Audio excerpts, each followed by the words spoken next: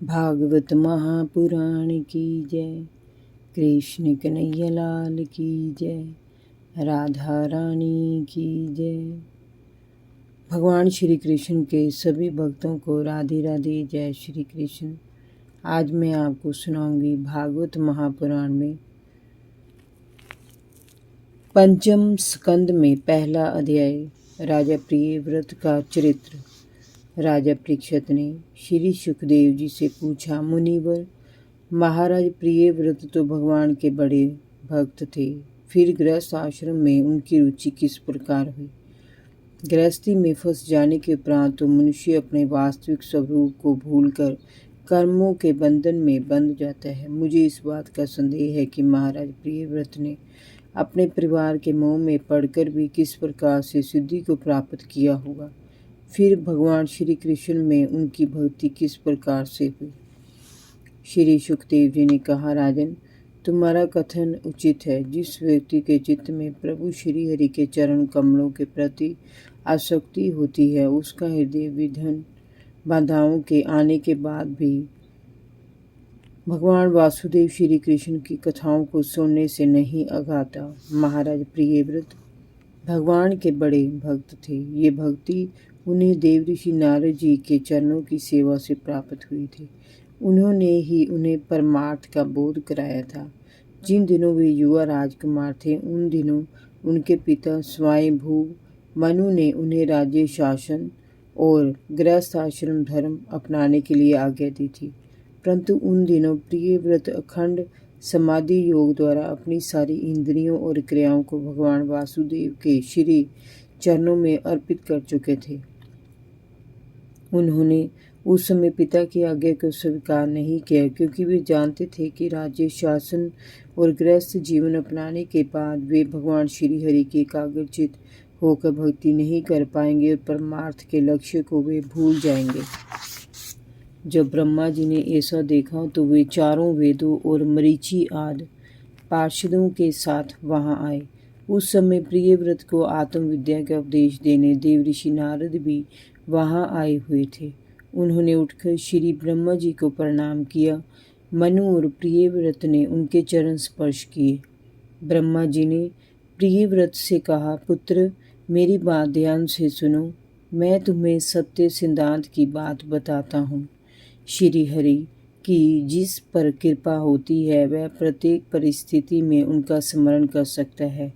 मैं श्री महादेव, तुम्हारे पिता मनु, तुम्हारे ये गुरु श्री नारद भी अपने सभी कर्मों को करते हुए उन्हीं श्री हरि की आज्ञा का पालन करते हैं। उनकी माया को कोई देहधारी नहीं भेद सकता। उस अव्यक्त ईश्वर के विधान के अनुसार सभी जीव जन्म मरण, शोक, मोह, भय, सुख दुख का भोग करते हैं और अपने अपने कर्म करते हैं।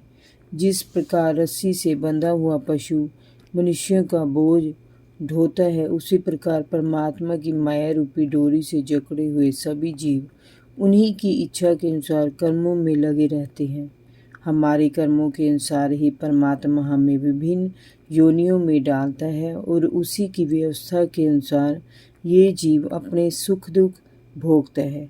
उनकी इच्छाओं का अनुसरण उसी प्रकार करना पड़ता है जैसे कोई अंधा व्यक्ति आँख वाले व्यक्ति के अनुसार चलता है।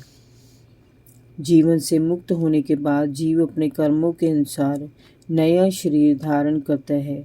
जो पुरुष इंद्रियों के वशीभूत होकर इस संसार में विचरता है, उसे जन्म मरण का भय बना ही रहता है, क्योंकि मन और 5 कर्मेंद्रियां शत्रु बनकर सदा उसके पीछे लगी रहती हैं। लेकिन जो बुद्धिमान पुरुष इंद्रियों को जीतकर अपनी आत्मा में रमण करता है, उसका गृहस्थ जीवन भी कुछ नहीं बिगाड़ सकता। अंत मनुष्य को सबसे पहले गृहस्थ आश्रम में रहते हुए विषय वासनाओं की ओर धकेलने वाली इन इंद्रियों को नियंत्रित करना चाहिए। जैसे किले में सुरक्षित रहने वाला राजा प्रबल शत्रुओं को भी लड़कर जीत लेता है, उसी प्रकार गृहस्थ जीवन में रहने वाला व्यक्ति आत्म संयम से अपने मन और इंद्रियों पर विजय प्राप्त कर सकता है।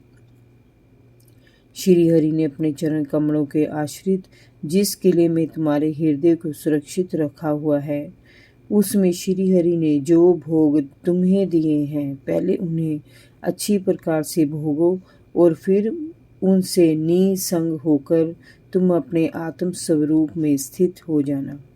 श्री सुखदेव जी ने कहा, राजन, जब श्री ब्रह्मा जी ने इस प्रकार प्रियव्रत को समझाया तो प्रियव्रत ने जो आ गया कहकर आदरपूर्वक उनकी बात को स्वीकार कर लिया। तब सभी ने ब्रह्मा जी की विधिवत उपासना की। ब्रह्मा जी उन्हें आशीष देकर ब्रह्मलोक को चले गए।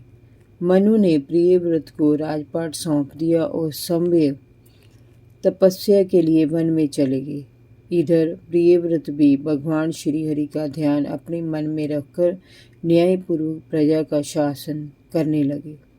गृहस्थाश्रम में प्रवेश करने के लिए राजा प्रियव्रत ने प्रजापति विश्वकर्मा की पुत्री बर्हिशमती से विवाह किया। उससे प्रियव्रत को 10 पुत्रों की प्राप्ति हुई। वे सभी अपने पिता के समान ही शीलवान, कर्मनिष्ठ, रूपवान, पराक्रमी और अनेकानेक गुणों से युक्त थे। प्रियव्रत राजा को ऊर्जसवती नामक एक कन्या भी प्राप्त हुई। उस राजा के पुत्रों के नाम आग्नेयरथ, इदमजिह्व, यज्ञबाहु, महावीर, हिरण्यरेता, घृतपृष्ठ, समन, मेघातिथि, वीतहोत्र और कवि थे। ये सभी नाम अग्नि के हैं।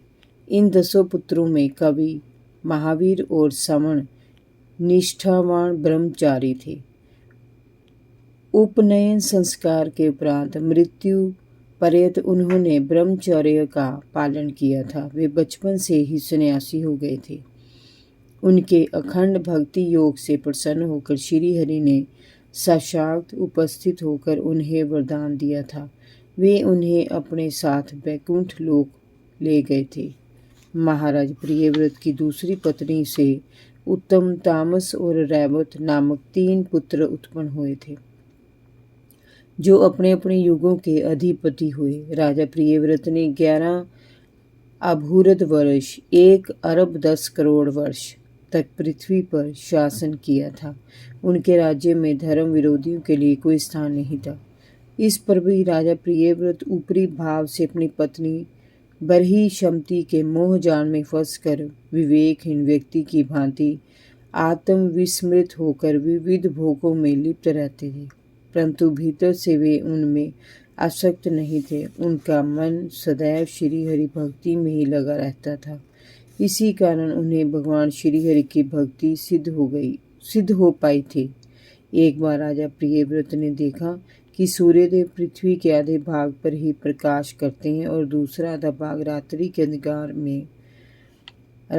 के अंधकार में डूबा रहता है। तो वे सूर्य के समान एक तेजस्वी रथ में सवार होकर पृथ्वी की परिक्रमा करने ये कहकर निकल पड़े कि मैं रात को भी दिन बना दूंगा।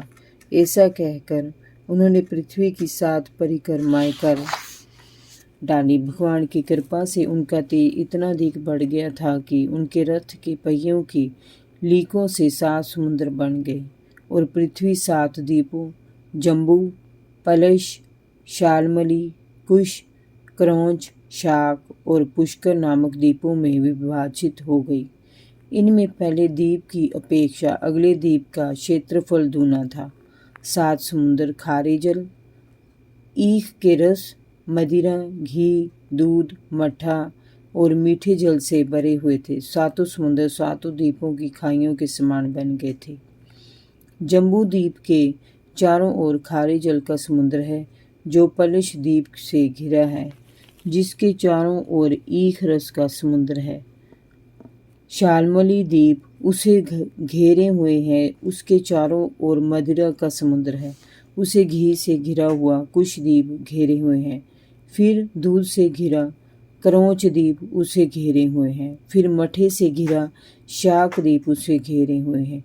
फिर उसके चारों ओर मीठे जल से घिरा पुष्कर द्वीप है। राजा प्रियव्रत ने बर्हिशमती के शेष 7 पुत्रों को इन 7 द्वीपों का राज बता ही दिया था। राजा प्रियव्रत ने अपनी कन्या ऊर्जसवती का विवाह दैत्यों के गुरु शुक्राचार्य जी से किया था, जिससे देवयानी का जन्म हुआ। बाद में अतुल पराक्रम से युक्त महाराज प्रियव्रत देवऋषि नारद की शरण में जाकर भी गृहस्थी के भौतिक प्रपंचों में फंस गए। एक दिन वे मन ही मन कहने लगे, ओह बहुत बुरा हुआ, मेरी विषयों में आसक्त इंद्रियों ने मुझे इस अज्ञात के अंधकार में धकेल दिया। बस अब बहुत हुआ, मैं स्त्री के मोह में फंसकर बंदर की भांति नाचता रहा। धिक्कार है मेरे जीवन पर, मुझे इससे निकलना ही होगा। इस प्रकार अपने को बहुत बुरा भला कहकर वे आत्म पश्चाताप करने लगे। उसी समय भगवान श्री हरि की कृपा से उनकी विवेक बुद्धि जागृत हो गई।